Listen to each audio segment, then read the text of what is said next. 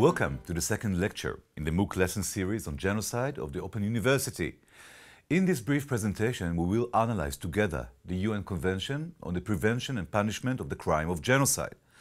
I'll briefly describe the term itself, how it was coined, and the main person who promoted the prosecution of genocide criminals by the international community, Jewish jurist Raphael Lemkin, born in 1900 and died in 1959. In fact, he's the person who invented the term genocide, and within a long and impressive legal career became the key figure to eventually foster the drafting and recognition of the UN Convention in 1948. The term genocide, which Raphael Lemkin coined, is actually comprised of two words. One is taken from the Greek language, the other is from Latin. The Greek word genos means people. The Latin word, as pronounced in English, cide, C-I-D-E, means murder. Raphael Lemkin tried to lead an intriguing legal move while aware that every country in the world in the 1940s already had an organized legal process for punishing those accused of committing homicide. The Latin word homo means person, cide, as pronounced in English, means murder, and Lemkin, trying to lead a very interesting legal move and actually create an entirely new field of law on the subject of genocide, took the Greek word genos, which means people, added it to the term cide, and thus created the term genocide, the murder of an entire people, hoping the future legislative and prosecution processes against people who participate in genocide be based on those already existing in every law book of all law-abiding countries in the world regarding homicide, the prosecution of murderers. In 1946, shortly after the United Nations was founded, a preliminary document Lemkin drafted was submitted towards the UN Convention of 1948. This document contains some key points I'd love to read along with you for a few seconds. The preliminary 1946 document states the following: genocide is the denial of the right of life of entire groups of people, just as homicide is the denial of the right to life of the individual. Here you see the same thought process of Lemkin, his attempt to base the genocide discussion on the existing process of legislation and prosecution of murderers. The denial of the right to life of entire groups shocks the conscience of mankind and inflicts a loss upon humanity as a whole in terms of the cultural contribution or any other contribution made by these groups, and it is contrary to the moral code, the spirit and the aims of the United Nations. Here you see the first ever sign in history of the issue of genocide becoming, from the outset, one that should interest the international community. This may seem obvious now in the 21st century.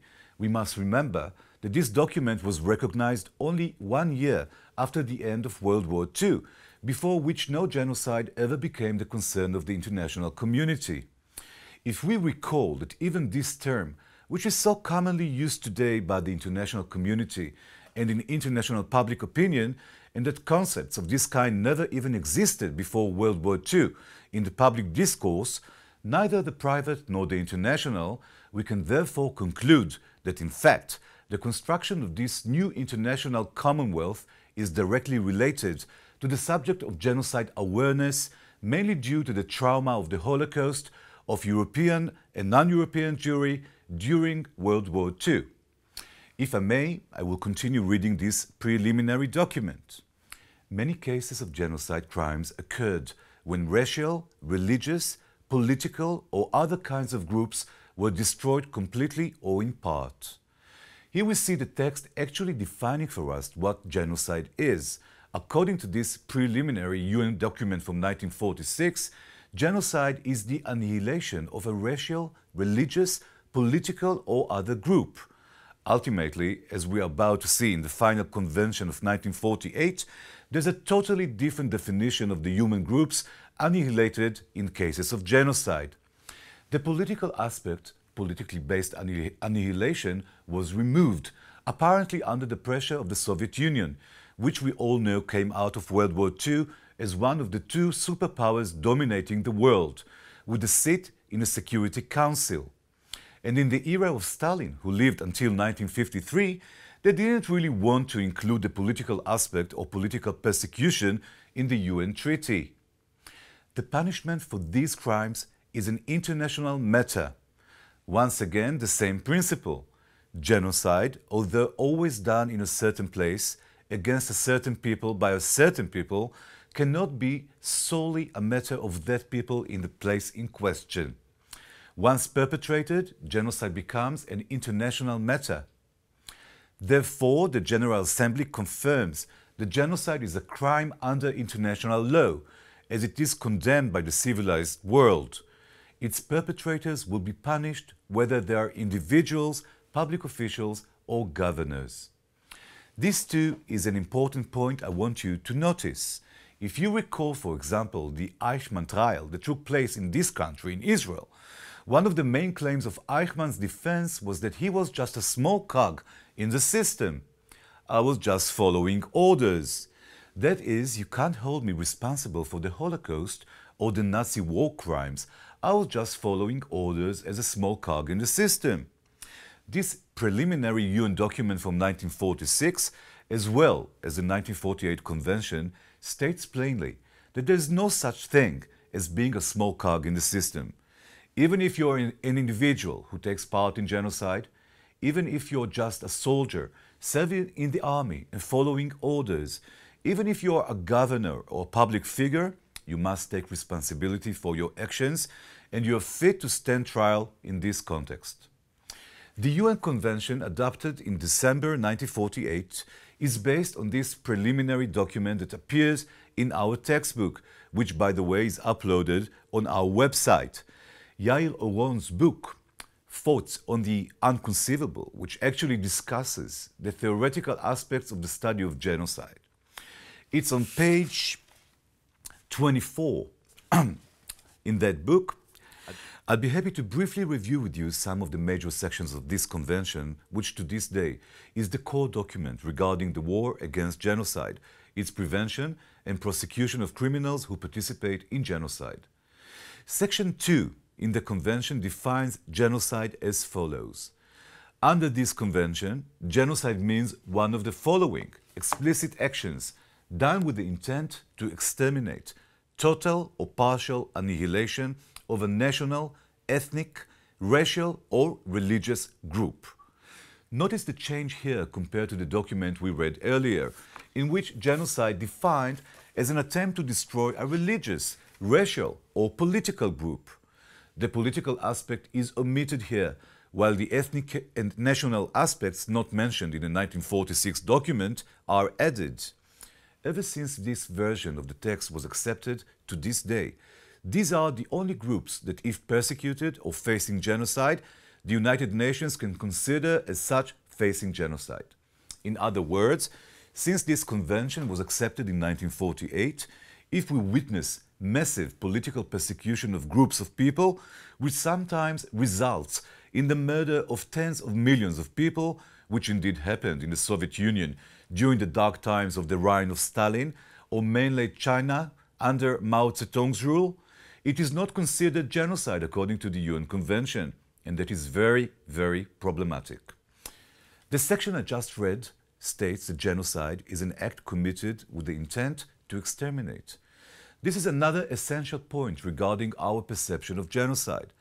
Genocide is genocide only if it is done intentionally and planned in advance.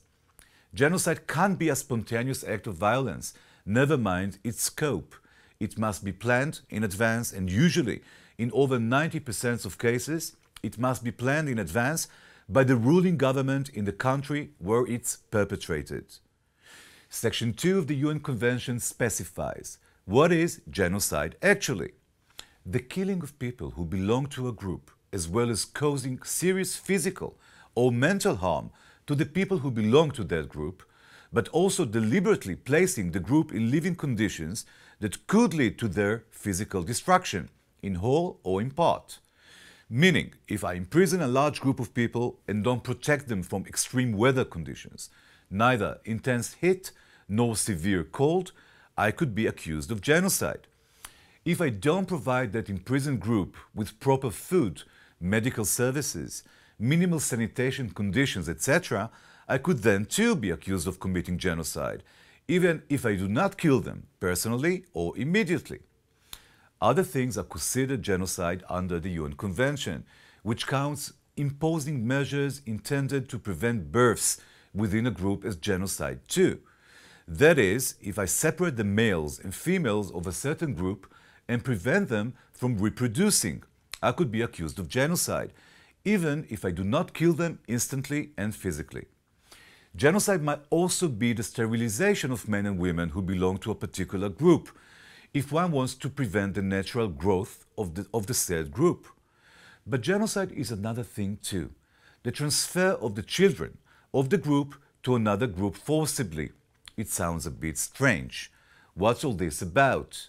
This is based on the bitter experience of World War II, in which the Nazis took many Slavic children, mostly from Poland, who they thought qualified as pure Aryans, and transferred them to foster families in Germany, pure Aryan families. And this was traumatic enough to be included in the UN Convention. Section 3 of the UN Convention states that a person who takes part in genocide will be punished for their crimes, even if they took part in the actual genocide, or only conspired to commit genocide, or incited directly and publicly to carry out genocide, or even if he or they just tried to commit genocide and failed, and of course, if they participated in genocide. I'd like to draw your attention to one more section in this formative document, the UN Convention of 1948, that is Section 6. This problematic section states that people accused of genocide shall be tried in the country where the genocide took place, or by an international criminal tribunal. Of course, this section presupposes that when genocide is carried out, the government that perpetrated it is going to be replaced, because how can one assume that perpetrators of genocide will be tried in the country where it took place if the regime is not changed? But this section also states that if it's not possible, an international criminal tribunal shall be established. Indeed, ever since then, we've seen the establishment of several regional international criminal tribunals that retroactively try criminals who take part in genocides. For example, such a court exists today in Arusha, Tanzania, and it has already tried quite a few people accused of taking part in the genocide in Rwanda in 1994. Several other UN International Criminal Tribunals were established in the last decades, starting from the International Court that served in the Nuremberg trials in Germany. In addition, in 2002, the ICC, the International Criminal Court, was established in The Hague, the Netherlands. It has a broader mandate to try and request the extradition of criminals from around the world, and maybe we'll talk about that some other time. In conclusion, the same UN Convention of 1948, as you may have noticed yourself during our reading, presents a beautiful and encouraging text that aims to create a better world. However, in practice, this convention is a rather impotent and quite lacking document. And indeed, ever since this convention was accepted, it has not prevented a single case of genocide around the world. We will meet here for our third lecture next week. Goodbye for now.